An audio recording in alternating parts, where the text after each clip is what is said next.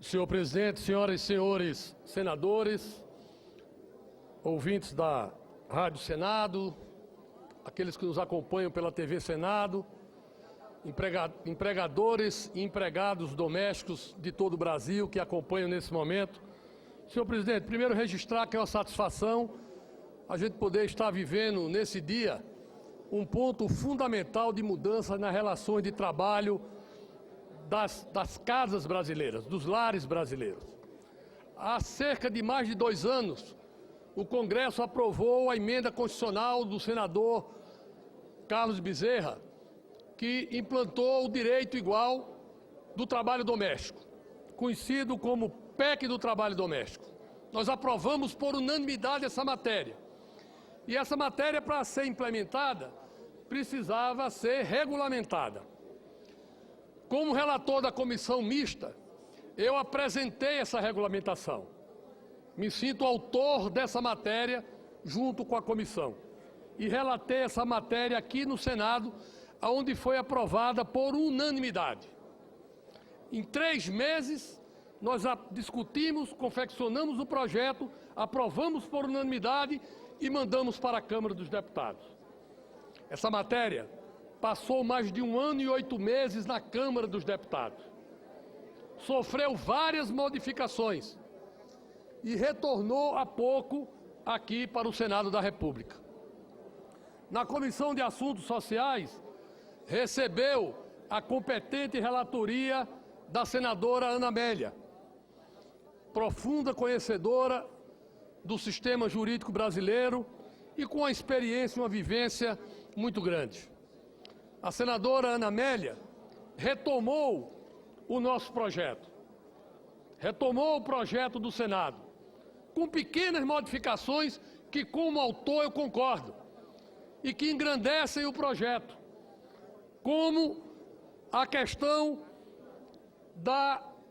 do abatimento do imposto de renda do pagamento feito, como da questão da contribuição sindical para os empregados, que foi tratado aqui por muitos parlamentares, como o senador Jader Barbalho, e os sindicatos nos procuraram, a senadora Ana Amélia ponderou e nós construímos um entendimento para colocar também a contribuição sindical só para os empregados, porque não cabe contribuição sindical para os empregadores, porque empregador não é categoria econômica, não tem como referenciar a contribuição. Fizemos esse acordo. Esse projeto, ele é extremamente importante, porque ele dá igualdade ao trabalhador doméstico. E quando eu falo aqui do trabalhador doméstico, não falo só da empregada ou do empregado doméstico, não. Eu falo do motorista, eu falo do caseiro, eu falo daquelas pessoas que se relacionam com a família, que dedicam muitas vezes a sua vida para servir, para atuar, para cuidar dos nossos filhos, da nossa casa, do nosso patrimônio. Então, são essas pessoas que nós estamos aqui fazendo justiça, senadora Ana Amélia, com competente relatório de Vossa Excelência. Esse projeto, ele traz coisas importantes. Ele caracteriza, por exemplo, o que é o emprego doméstico e diz que mais de 2 dias por semana do terceirizado, do trabalhador contratado avulso, passa a ser vínculo empregatício, como diz também a legislação do Tribunal Superior do Trabalho. Diz que o contrato máximo de experiência só poderá ser de no máximo 90 dias, depois gera o vínculo. Diz que toda a relação de trabalho será nas mesmas pautas que é o restante dos trabalhadores do Brasil. Então haverá hora extra, haverá adicional noturno, haverá, quando de viagens, o pagamento e a contabilidade das horas extras na viagem. Fala que não se poderá cobrar do empregado ou da empregada doméstica fardamento, alimentação concedida, moradia de aluguel. Fala uma série de garantias. E também para o empregador, porque relata também aqui que o caseiro que morar na propriedade e que está trabalhando e recebendo salário não poderá depois utilizar-se da faculdade do uso capião para pedir a moradia que mora lá. Senador Jader Barbalho, isso não estava regulamentado e ficava, em tese, aberto aí uma avenida de disputa jurídica. O projeto, ele teve também a visão de procurar construir uma modernidade e uma relação de facilidades para o empregador. Porque é uma diferença muito grande entre o empregador doméstico e o empregador empresarial. O empregador empresarial visa o lucro. O empregador empresarial tem contabilidade, tem gerente administrativo e financeiro, tem condição de fazer previsão sobre qualquer tipo de necessidade de pagamento. O orçamento familiar, não. A dona de casa, não. A dona de casa não tem contador, a dona de casa tem um orçamento apertado, que a cada dia cai o poder aquisitivo da população brasileira. Então nós tivemos o cuidado de criar um equilíbrio para que o dono, a dona de casa, pudesse suportar o encargo da contratação e da regularização do trabalhador doméstico. Hoje, pela legislação, o empregador iria pagar 20%, sendo 12% de INSS, 8% da contribuição patronal do FGTS, mas ia também o empregador e o empregado se digladiarem no que diz respeito à questão da multa da demissão por justa causa ou sem justa causa. Porque na legislação brasileira hoje, a multa é paga quando não há demissão por justa causa. Só que definir demissão por justa causa numa empresa é fácil.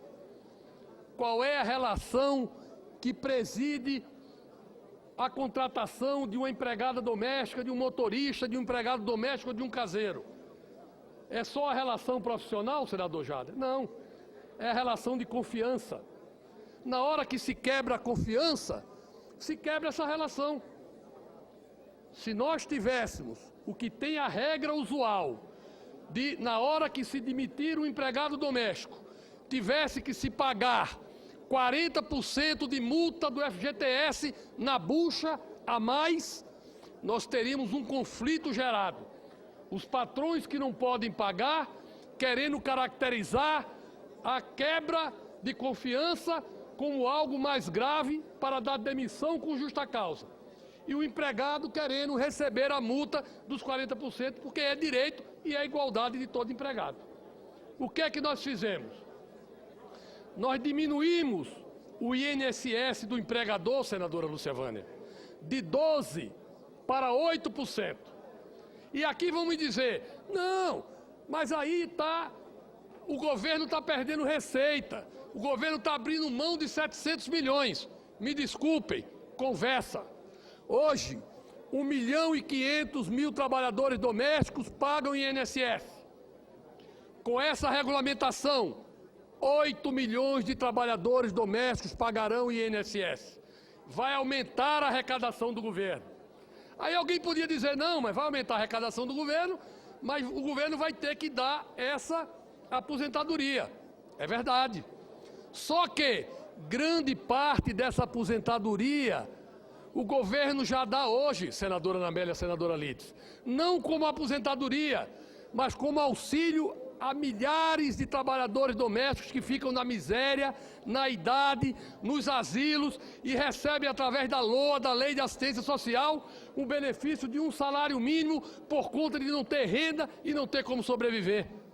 O que nós estamos fazendo é trocando a esmola, é trocando a ajuda por o direito do empregado receber, tendo contribuído uma aposentadoria digna, que será reajustada todos os anos. Então, o governo vai aumentar a sua arrecadação. E mais, o governo vai aumentar a sua arrecadação não só do INSS. O governo hoje arrecada dos empregados domésticos, porque é facultativo o FGTS, apenas de 150 mil trabalhadores domésticos. O governo vai arrecadar agora FGTS sobre 8 milhões de trabalhadores domésticos. Vai aumentar o encaixe do FGTS para fazer frente aí ao Minha Casa Minha Vida, aos programas habitacionais. O que nós estamos fazendo nessa nova sistemática é diminuindo um pouco a arrecadação do governo, e esses 4% que eu diminuí de 12 para 8 na contribuição do empregador, esses 4% viraram o quê? Eles viraram 3,2%, que é um fundo que vai pagar a rescisão, que vai pagar a indenização de demissão sem justa causa dos 40%, lá fazendo parceladamente essa poupança. Então, por favor, não me venham dizer aqui que nós estamos tirando o direito do trabalhador a receber os 40%. Ao contrário, se ficasse o modelo atual da Câmara, quando terminasse e fosse demitido o trabalhador, o empregador ia ter que vender um carro ou conseguir um recurso para pagar os 40% da multa, muitas vezes brigando na justiça, muitas vezes denunciando o empregado como ladrão, denunciando o empregado como tendo cometido uma violência para tentar caracterizar uma justa causa, para tentar se safar do pagamento dos 40% da multa do FGTS. E agora não. Agora, todo mês, ele vai depositar lá no fundo do FGTS separado 3,2%, que equivale aos 40% dos 8% lá do recolhimento do FGTS, e esse dinheiro vai estar garantido para o empregado. No dia que o empregado for demitido, o patrão não vai poder desembolsar nada. O patrão vai só autorizar, assinar, e o empregado vai estar recebendo a sua multa do FGTS já diferida lá como uma poupança. E aí, se o empregado realmente tiver cometido alguma violência, tiver feito alguma coisa grave, aí sim haverá demissão por justa causa e o patrão irá receber de volta esse dinheiro do fundo. Mas a maioria dos empregadores, tenho certeza, já tendo diferido, já estando o dinheiro lá, não vão fazer esse embate.